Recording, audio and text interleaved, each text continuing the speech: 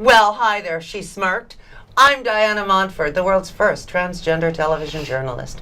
My guest is bioenergy healer, Mr. Anton Baraschi, who is going to tell us all about bioenergy healing. You've seen him on our show before. Well, here he is again. By popular demand, he's going to tell us all about his clinic. He's going to tell us all about Buddhism and all that wonderful stuff, and stuff we need to know, and stuff we should know, and stuff we will know within the space of a half hour. So here he is, the wonderful bioenergy healer, Mr. Anton Baraschi. Hello, everyone. I'm so happy to be back again. Thank you. Diana, the wonderful Diana. Oh, God. Ebullient Diana. Yes, you said that just the way we rehearsed it. Thank you. Anyway, no, we didn't rehearse it. He's a good guy. He's a bioenergy healer. And we're going to talk about, okay, just to refresh our memories, what exactly is bioenergy healing? Well, bioenergy healing uses the force of life, and to see what bioenergy is, I would say that we're going to conduct a little visualization. Okay. If you look at the person who's sleeping next to a person who's dead, they kind of look alike, but there is a big difference in between them. And that difference I'm going to illustrate with a joke. Okay.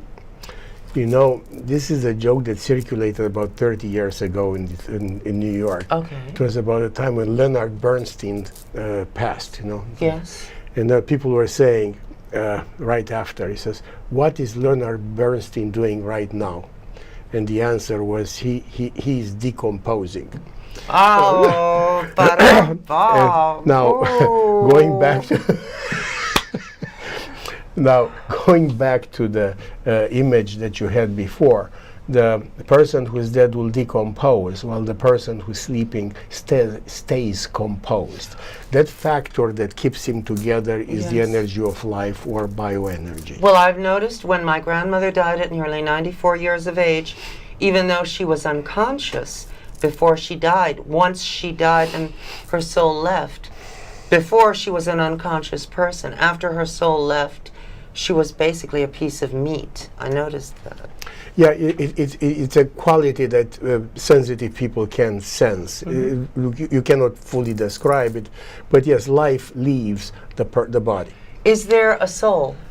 Yes, yes. Bioenergy usually uses it uses the energetic body. You work with the energetic body, which is the program that keeps your matter look the way you are, your organicity, your health. It's all by the level of energy that you have inside you. The soul would be something else, and let's understand that too. You know, when you wake up in the morning, all you could do to yourself is make yourself tired. Yeah. So until the end of the day, you know, when you go back to sleep and you go in an unconscious state, and the recuperation occurs during that state. Now, this is the effect that the soul has over the energetic body. It depletes it. Because the demands that you have out of the body, taking yourself from there to there, makes you tired, and the recuperation occurs during sleep. So the other thing to remember, and I'm going to take you back into another image, one of those, you know, stepping stones for the mind. We all grew up into someone else's body.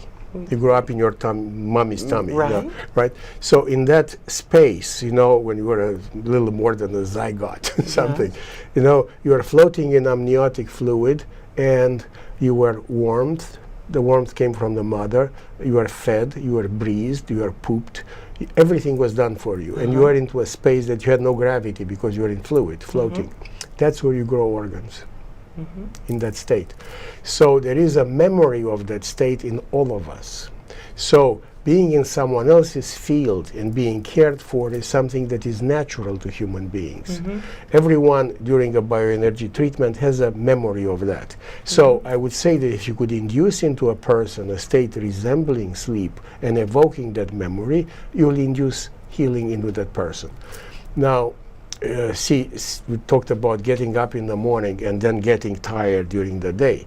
That is the effect the soul has over the energetic body, and the soul is driven by the ego. You know, we're all different. You're different than me. Yes. You know, I call myself I, and you call yourself I, but they're different. You know, I'm Anton and you're Diana. And that is what drives the soul in a particular direction. You're a TV star, and I'm a bioenergy healer. You know, it's a difference. Thank you for calling me a star. You're a saint and an angel in addition to being a bioenergy healer. But anyway, you were saying. Yes, well, you have a star quality, I could tell you that. Okay. And the effect that the soul has over the body is, coined in popular terms, stress.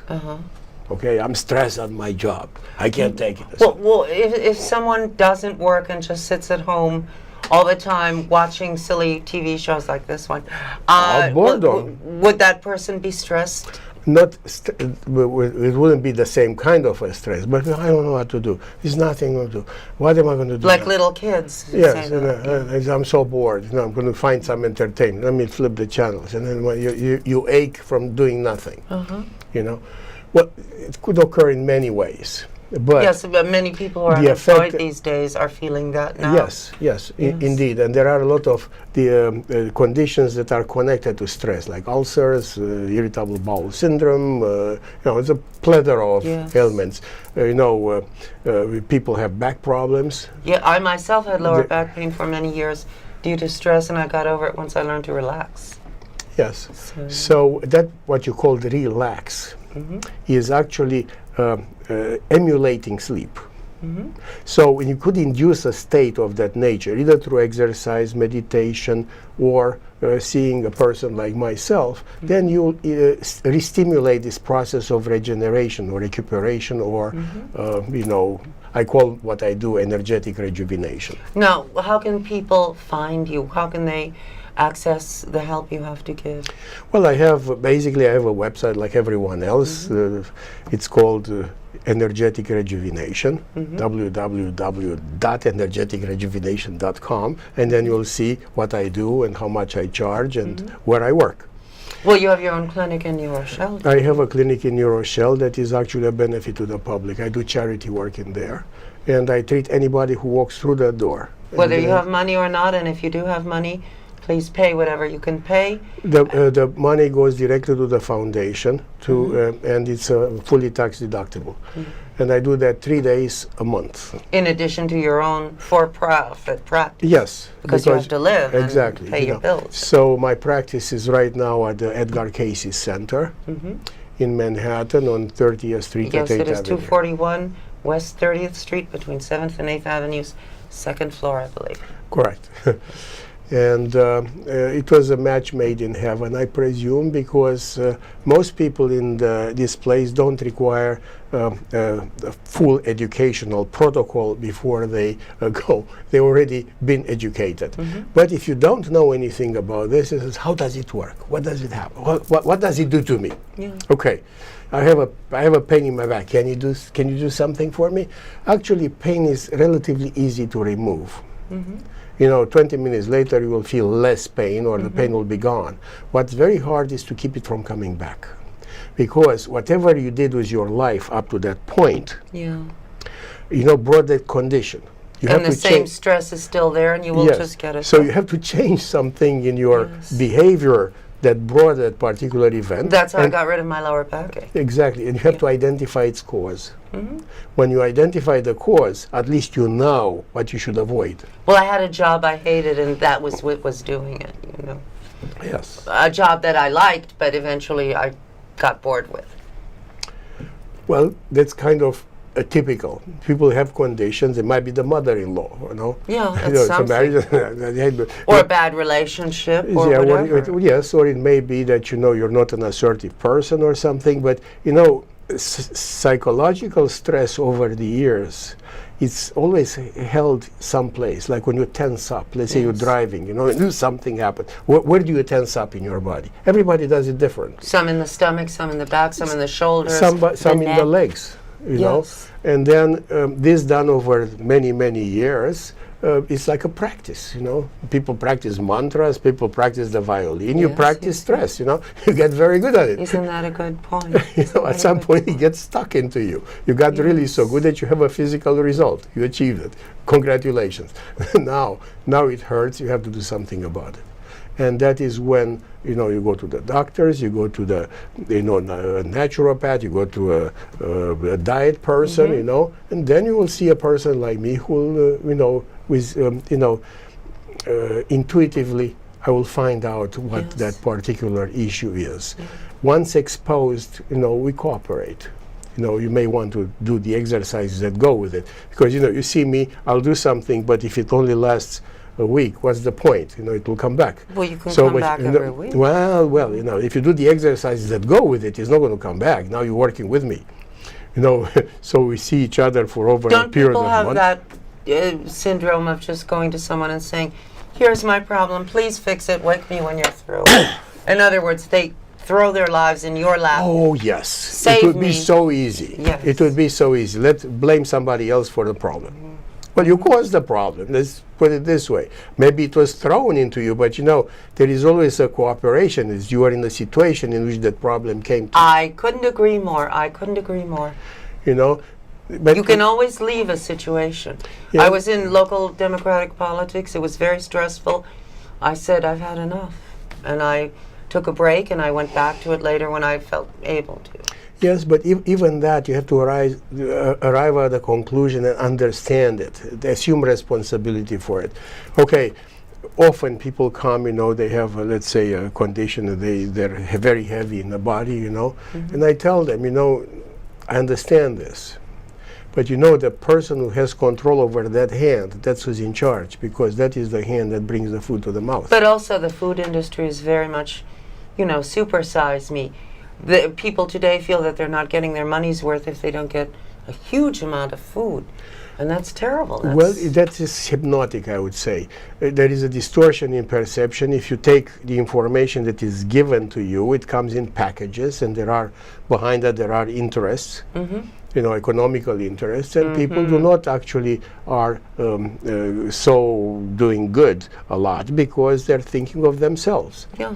And, you know, this is our world. Our world is a balance in between, you know, private interests. Well, we live in a material world, sadly. So. You know, and but, you know, I think it's changing. You know, there are a lot of sparks in consciousness that have occurred. You know, people ask a lot of questions. I think that's very good. I agree. They ask 100 questions. They ask their doctor, they ask the priest, they ask the bank. And that's a good thing. I figure if it is true, then you're going to get an answer. Well, many years ago, people were much more intuitive. And then the Industrial Revolution made us all, well, it's business. And business is the business of the US of A. And everyone thought, well, business is the highest morality or immorality. And now, after 150 or so years of business running our lives, all of us, our world, I think we're realizing that maybe the original way was better. More intuitive, less big pharma, less money, you know? Well, I think there is good and bad in everything. You know, our life is full of little gadgets and machinery that make life a lot easier. Yes and no. Yes and no, but, you know, too much of anything or too little of everything is not so good. I say water is a very good thing. Well, too much of it, you're going to drown. Right. Too little of it, you're going to dry up. Many years ago, Consumer Reports did a test on electric can openers. And they found that using a handheld can opener was 1, 2, 3, 4, 5, and then you wash it. Using an electric can opener was you hook it up, no, it fell, no, and then you turn it, and then you have to take it apart to wash it. This was not saving time or effort, but it was advertised as will save you time and effort. Yes, that is when it gets out of bound. But, you know, with machinery you could do a lot more work by yourself. And truthfully, if you do so much work that you don't have any more time for yourself. Yes, but that's causing so much unemployment. All the machines, Detroit is destroyed because, you know, mechanization and also, frankly, somewhat slipshod methods of construction, thanks to the car manufacturers, not the workers, the manufacturers have made our cars a disgrace. Vis-a-vis, say, German cars or something. We are not at the top of our game in the US of A. No, we're not. We're manufacturing a lot less. And the quality of our life has become not as good as we anticipated. I agree. Oh my! If they told us in 1968 that the world of today would be economically depressed, riddled with obesity, cancer, all sorts of diseases which didn't even exist in 1968, we would not have believed it. No, and then we're going to see more of it because the world is getting fragmented and more intense in the various paths. Is there a reason for that? Probably it is what's happening when consciousness is not balanced. Why are we not balanced? Well, I heard this from an Irishman. Okay. You know, sometimes they have stories. Yes. He was saying that the world of the future is going to become specialized. There will be computeroids, Yes. sportids, and protostites. Yes. So people of the mind, of the soul, and of the body. You know, in other words, you pick a piece of humanity and you go with it and you Yes. develop it. And I think we're seeing the beginning of it already. Not unlike the Hunger Games, where they have different groups devoted to different disciplines. Yeah, so it's all about balance. And if we cannot do it on our own, then we should associate ourselves with people who help. Yes. What is that wonderful thing you're wearing on your wrist? Oh, this is a mala.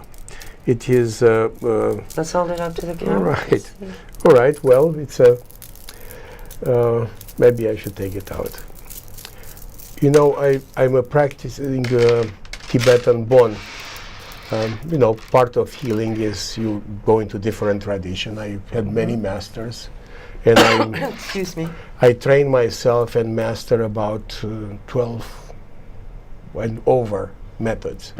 And one was when I apprenticed myself with Lama Chongtul Rinpoche of the Tibetan Bon. And part of that is, I mean, the teaching was from the 7th century. It took 5 years. And during this time, you have to practice mantras. You don't know exactly what mantras are when you start with them. Right. But this is... It is something one repeats over and over, a kind of affirmation. It's an affirmation. It's a holy affirmation. It was extracted from tradition, and then you keep count of how many you do by... Like a rosary. Yeah, like a rosary. I see. Now, this one, though, has, you know, 4 elements. You know, you have the green and the red and the yellow. What does and the blue. green mean? Well, the green is north. This is west. Red is west. Yes. Blue is south. And yellow is? White is east. Oh. And yellow is the center or space. Tibetans have 4 directions, 4 elements, and the 5th is the space. And this one I made myself. It's all natural stones. Oh, that's great. Oh, yes. Glass, I think. No, it's not glass. It's actually quartz. Oh, quartz. Yes. It's, And it even has, it's really, I think rosaries probably descended from this kind of thing because it's very much like a rosary, but a Buddhist rosary. No, it's actually a Bon rosary. But a Buddhist one would be, they're very similar. Buddha only happened later. The Bon tradition goes orally about 18,000 years. Bon, is it called? Bon, B-O-N. Ah. Tibetan C'est Bon. bon. C'est bon. Yeah. Bon appétit. Yes. There you are. Again, Bon voyage. Ooh. But anyway, so I studied for about 40 years, and then the 5th year we got the mastery of it. And it's called Sedupyang Bod. now you come from a Western tradition. You were reared Greek Orthodox. How is it that you got so interested in Eastern religions and other? Well, I have an interest in direct contact with divinity. Yes. You know, we have a feeling of it, but you know, the more clear you are about it, I figured, you know, it's best I talk to everybody. Right. How do you do it? Yes. How do you do it? How do you do it? No, so Comparative religions. Yes. and I found that the degree of sincerity and intensity varies in between practices, and some of them are more direct, and some of them are more through the use of an intermediary. What impressed me about the Bon is their cleanliness dedication and intensity. In 2004, the leader of the Bon tradition, Luc Tokten Painiima, came to the West for the first time. And it was like, nobody knew about those guys. Unless the Chinese... I just found out about them now, yes. Yeah, unless the Chinese kicked them out of Tibet, you would have never known about them. But it happened, and he came to the Garrison Institute. It was 2004, and he gave a speech that actually blew my mind. What he said, I'm going to paraphrase and make it short for the audience. What he said is, he started talking, and the translator was talking a little bit at the time, and then he stopped the translator and he said something like this. We Tibetans, unlike you Westerners, cannot build cars, airplanes, and computers. As a matter of fact, we can't even take care of ourselves, because if it wasn't for your money, we wouldn't be here. But when it comes to meditation, that we really know. So we have this capability of keeping this tradition from eons away, from 18,000 years ago. We kept it alive, but we cannot change it. We could only keep it the way it was given to us. Why can they not change it? Because it's their tradition. But we figure that if we come to you and we give you what we have kept intact and pure for all this time, you with the capability of building computers, cars, and airplanes are going to do with it something that we can't do on our own. Disseminate it. So we're going to make an experiment. Here is the teaching. And he proceeded to teach the R3 practice, the practice of attaining illumination, eventually in one lifetime. It's related to Dzogchen, a very intense meditation practice. And the mantra practice is about cleanliness, creating a pathway for connectivity. Because if you have the stamina and organization and discipline of going through a practice of, let's say, 1 million mantras, including 100,000 prostrations, physical ones, then you are a person who has a stamina to receive the higher teachings, which are about connecting to the divine source. And this is what attracted me to Bon. Good. And just the fact that you knew about it is pretty amazing. Yes, and the experience that you have as a Western mind to be in touch with an old tradition that is actually in its purest form. Now, I'm interested in healing. Healing is my passion. I can't live without it. Excuse me. And good, heal. you come and see. Yes. But let me do it for sympathy. oh, thank you. Anyway, so I studied a 7th century healing technique. It's basically going back to the shamanic times. And this is what people can access at your clinic in New Rochelle and in your private practice at the Edgar Cayce Foundation. Yes, They and can, now if there are chronic conditions that persist, and there are situations where pain is present, both pain reduction and improvement of chronic conditions will occur through bioenergy and Do you believe in prescription medications? Yes. So painkillers are all right? They're all right. They make you cross the situation. They'll help. If you get stuck into them, they become addictive, and then that is not a solution. That's a cop-out. So, if a person has an addiction, methadone is not the remedy.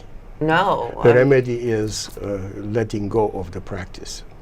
Yes. I mean, I once knew someone who was the heir to a great department store fortune, and sadly he became a heroin addict, and then he went on methadone, and he kept taking heroin.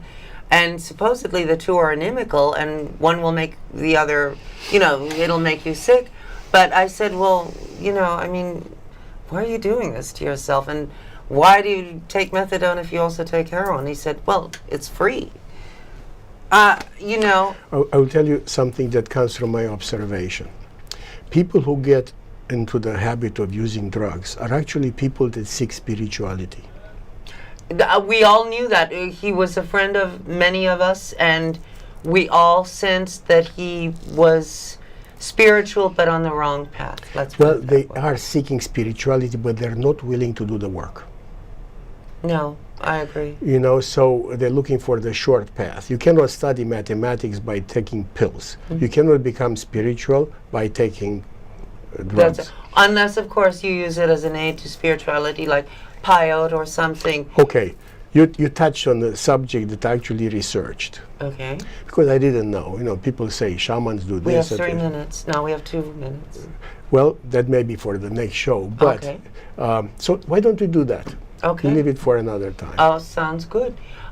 Anyway, now give us your address one more time. Okay, if you want to see me, you go at the Casey Foundation, Edgar Casey Foundation. You go at my website, www.energeticrejuvenation.com.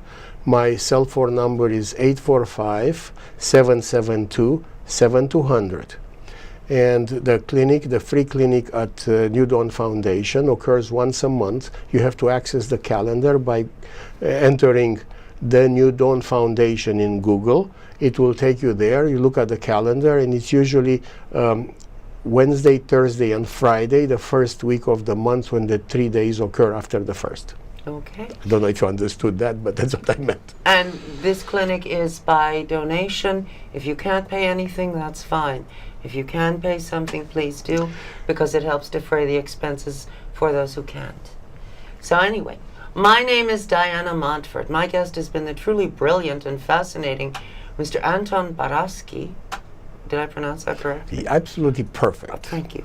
And he is a great and well-known bioenergy healer. He's very popular in the bioenergy field. He's known for his excellence and his talent.